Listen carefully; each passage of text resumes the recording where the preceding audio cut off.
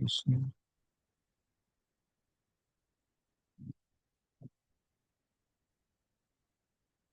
हरे कृष्णा। तो हम लोग चर्चा कर रहे हैं नेक्टर ऑफ डिवोशन,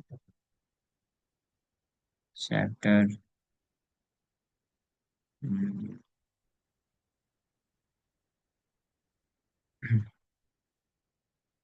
चैप्टर 10।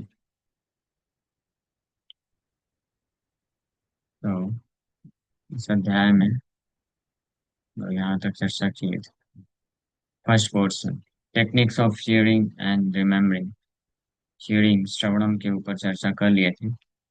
अब नेक्स्ट है expecting the Lord's mercy. In the 10th canto, 14th chapter, verse 8, it is said, my dear Lord, any person who is constantly awaiting your causeless mercy to be bestowed upon him, and who goes on suffering the resultant actions of his past misdeeds, offering you respectful obeisances from the core of his heart, is surely eligible to become liberated, for it has become his rightful claim. So भगवान की कृपा की आशा हमेशा करना, ये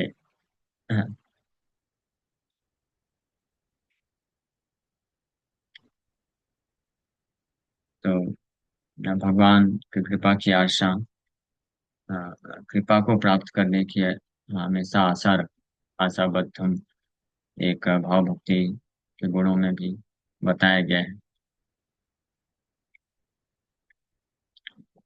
तो इसका अर्थ ये है कि भक्त जो होते हैं,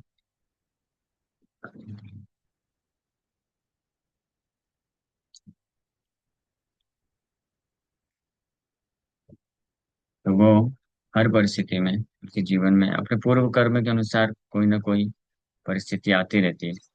तो हर परिस्थिति में भक्त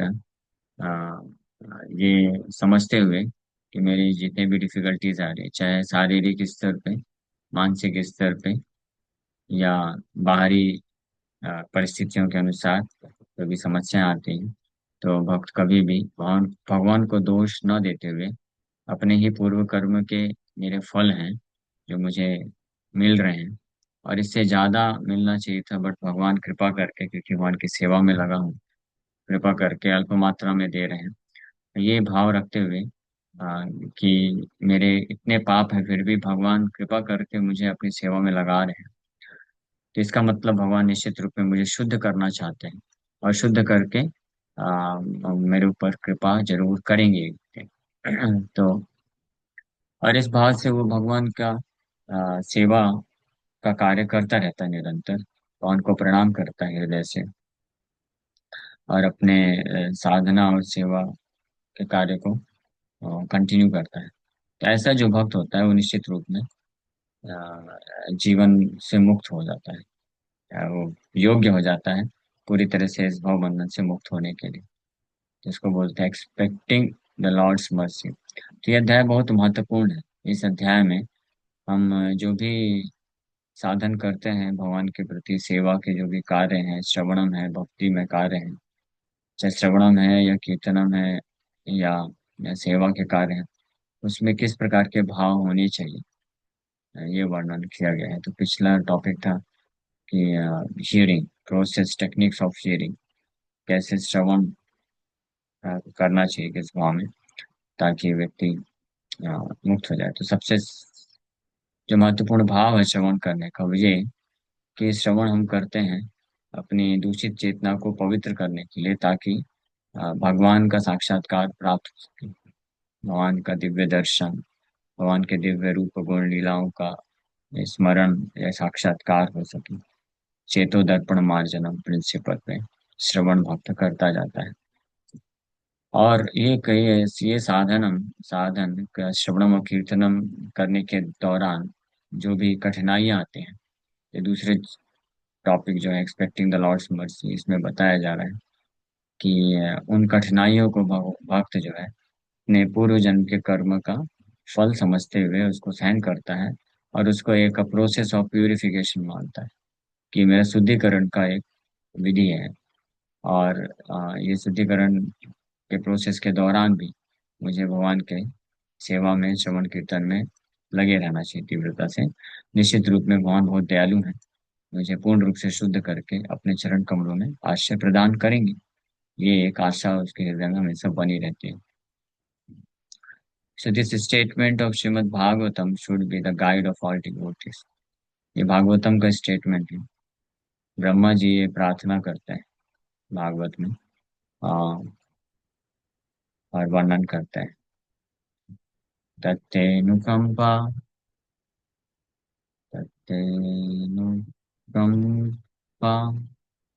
सुसुमीक्षमाना पुञ्जानयेवात्मकृतं विपाकम् यद्वाग्वपुर्भिर्विदधन् नमस्ते जीवेत जो मुक्तिपदे सताय भाव।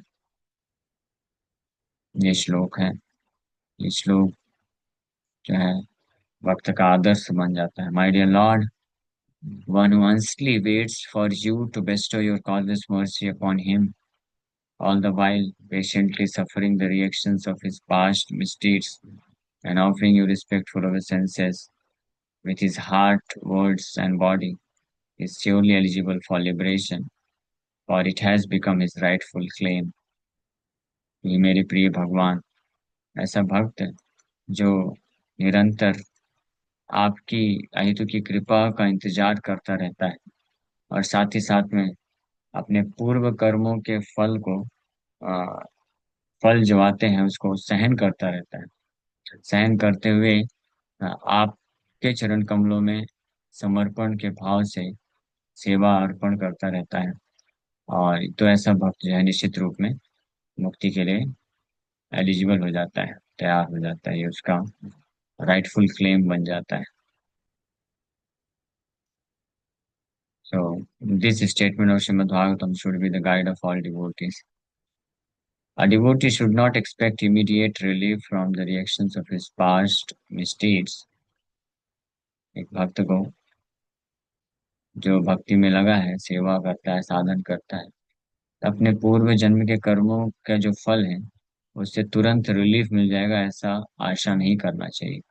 बल्कि क्या आशा करना चाहिए कि मेरे पूर्व जन्म के कर्म के फल के अनुसार मुझे कैसा भी परिस्थिति मिले, कैसा भी कष्ट मिलता है, हाँ, लेकिन अगर मैं पूर्ण रूप से भगवान को समर्पण करके भगवान जैसा चाहते हैं उसी प्रकार से जीवन अगर यापन करता हूँ तो निश्चित रूप में भगवान मेरे ऊपर कृपा करेंगे।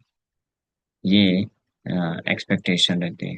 So the devotee has full expectation of Lord's causeless mercy, but he never expects Lord to destroy or remove all his past misdeeds, reactions of his past misdeeds. Generally क्या होता है, जो प्राकृत भक्त होते हैं, प्राकृत भक्त मीन थर्ड क्लास डिवोटीज या materialistic devotees जिनको बोला गया है शास्त्रों में, तो वो भगवान का कुछ मात्रा में भजन या सेवा करते हैं और एक्सपेक्टेशन रखते हैं कि हमारे जीवन से सारे दुख शोक नष्ट हो जाने चाहिए और हमारी जितनी भी मनोकामनाएं हैं वो पूरी होनी चाहिए। बट जो जेन्युइन डिवोटी होते हैं, वास्तविक भक्त होते हैं, ऐसे भक्त जो वास्तविक रूप में मुक्ति के मार्ग में हैं, भवबंधन से मुक्त होने के मार्ग में हैं, तो वो बिना इस आशा के कि हमारे भगवान जो है हमारे पूर्व जन्मों के कर्मों के फल को नष्ट करें, वो भगवान, गुरु और कृष्ण जैसा आशा रखते हैं, उस आशा में अपने आप को खरा उतारता है, हमेशा उनके बताए हुए आदेशों के अनुसार ही कार्य करता है, अपने मन के अनुसार कार्य नहीं करता है। मन तो हमेशा जो है प्रेरणा देता है इंद्र तृप्ति करने के लिए, लेकिन जो एक्चुअल डिवोटी है, रियल डिवोटी, रियल डिसाइपल, वो मन के इंद्र तृप्ति के कार्यों को एक्सेप्ट ना करके हमेशा स्मरण करता है कि मेरे गुरु जी ने क्या आदेश दिया है मुझे और कृष्ण का क्या आदेश है। तो ये एक्सपेक्टेशंस होती है। So no conditioned soul is free from such reactionary experiences because material existence means continued suffering or enjoying of past activities. If one has finished his material activities, then there is no more birth. हाँ, This is possible only when one begins Krishna conscious activities, because such activities do not produce reaction. Therefore, as soon as one becomes perfect in Krishna conscious activities, he is not going to take birth again in this material world. A devotee who is not perfectly freed from the resultant actions should therefore continue to act in Krishna consciousness seriously, even though there may be so many impediments. When such impediments arise, he should simply think of Krishna and expect his mercy. That is the only solace.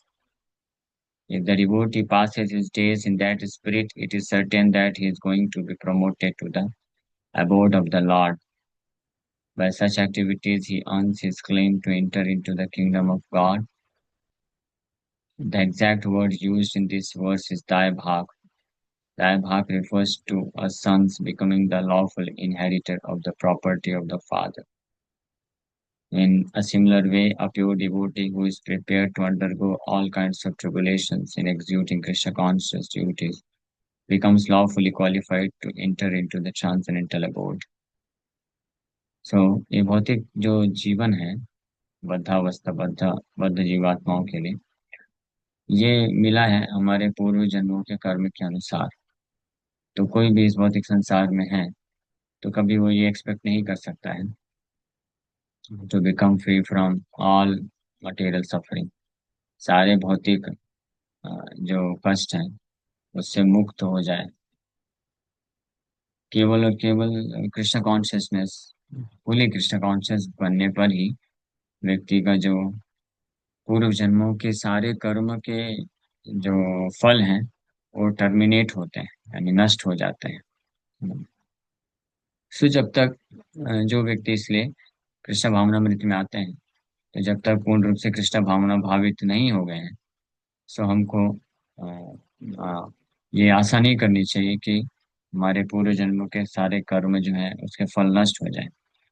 इसलिए वो हर परिस्थिति में पूर्व जन्मों के कर्म के फल मिलने के दौरान भी ऐसा भक्त अपने कृष्णा कॉन्शियसनेस प्रोसेस को कंटिन्यू करता रहता है, कृष्णा भावना भावित, पूर्ण रूप से कृष्णा भावना भावित बनने का प्रयास में प्रयत्नशील रहता है। और जैसे ही वो ऐसे प्रयत्न में सफल हो जाता है, सो immediately he is freed from all the reactions of his past deeds।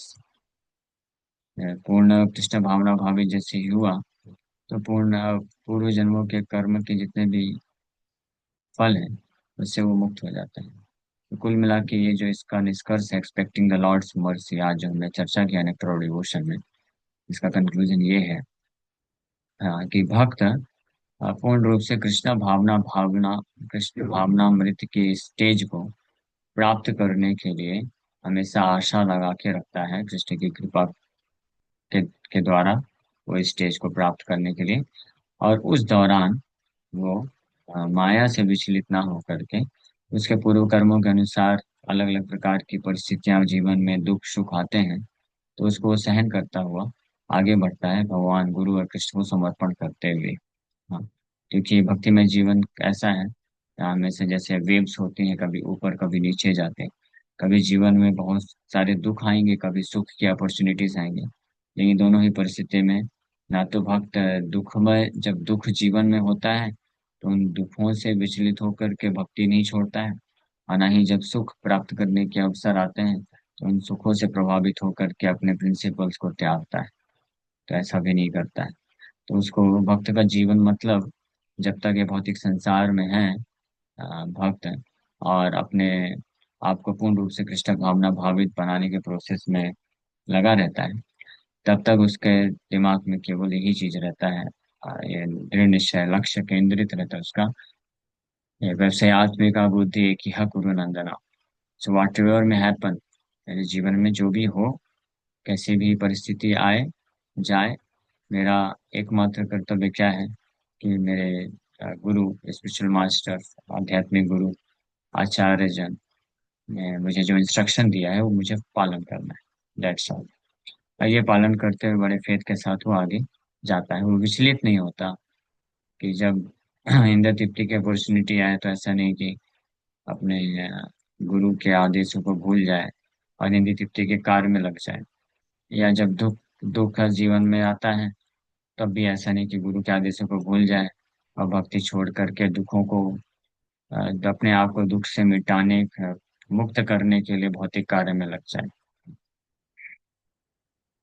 तो इस प्रकार का जो भक्त होता है, इस प्रकार की चेतना रखता है, तो वो निश्चित रूप में पूर्ण रूप से कृष्ण भावना भावित बन के इसी जीवन में भगवान के धाम को प्राप्त कर लेता है। Okay, thank you very much. Hare Krishna.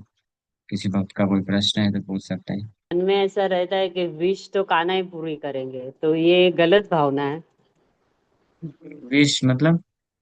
हमारी जो इच्छा है, जो वो ही हाँ, पूरी करेंगे। कौन सी इच्छा? कोई भी इच्छा, भौतिक इच्छा ही है। भगवान की तो इच्छा है साथ में कि हमें भगवान भी मिले, उनके सेवा की सेवा Okay. मिले। लेकिन हमारी भौतिक इच्छाएं भी रहती है, तो वो गलत है। भौतिक बेस्ट तो ये है कि जब हम भगवान कृष्ण के चरण कमल का आश्रय अगर चाहते हैं तो भौतिक इच्छाओं को नहीं रखना चाहिए हृदय में।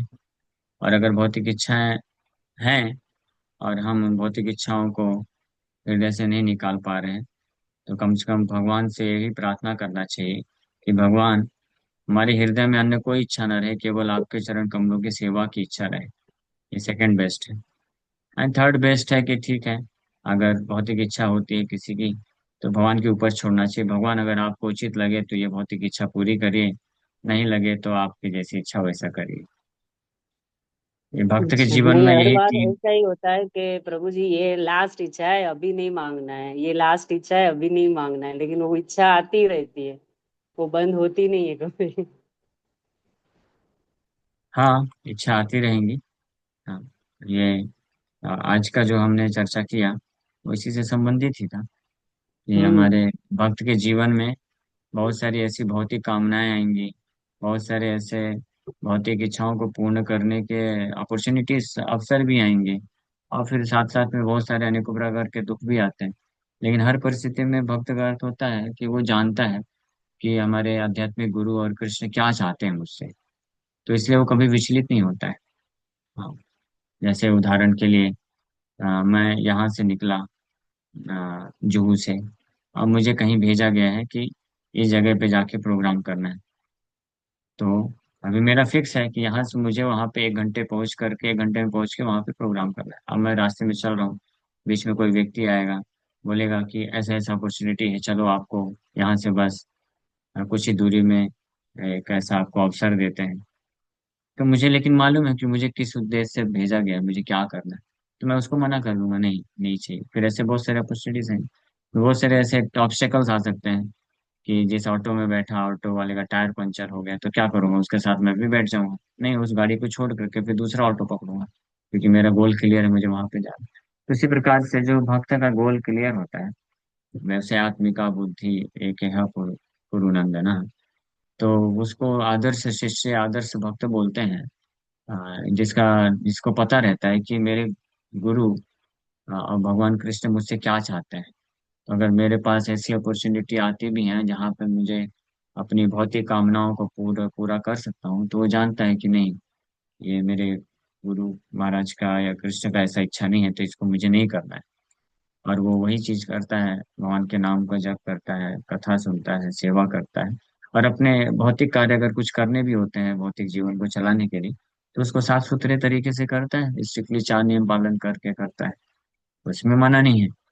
गुरु और कृष्ण को समर्पण करने का अर्थ ये नहीं है कि आप भौतिक कार्य छोड़ दीजिए। समर्पण करने का अर्थ ये है कि हम ऐसे कार्यों को त्याग दें जो हमारे भक्ति के लिए फेवरेबल नहीं है, जो हमको कृष्ण से दूर लेके जा सकते हैं, उन कार्यों को त्याग देना चाहिए। और ऐसे भौतिक कार्य जिससे हमारे हमारा शरीर का, हमारे तथा परिवार वालों का पालन पोषण करने की आवश्यकता होती है, तो उसको किया जा सकता है, वो बाधक नहीं है। लेकिन मेन पॉइंट क्या है कि ये भौतिक संसार के प्रति आसक्ति और यहाँ के जो इंद्र तृप्ति के जो कार्य हैं उसको त्यागना चाहिए, उसको छोड़ना चाहिए, उसमें नहीं फंसना चाहिए। ठीक है। प्रभु जी, हरे कृष्णा, धन्यवाद, हरे प्रणाम, राधे कृष्ण। श्याम, धन्यवाद।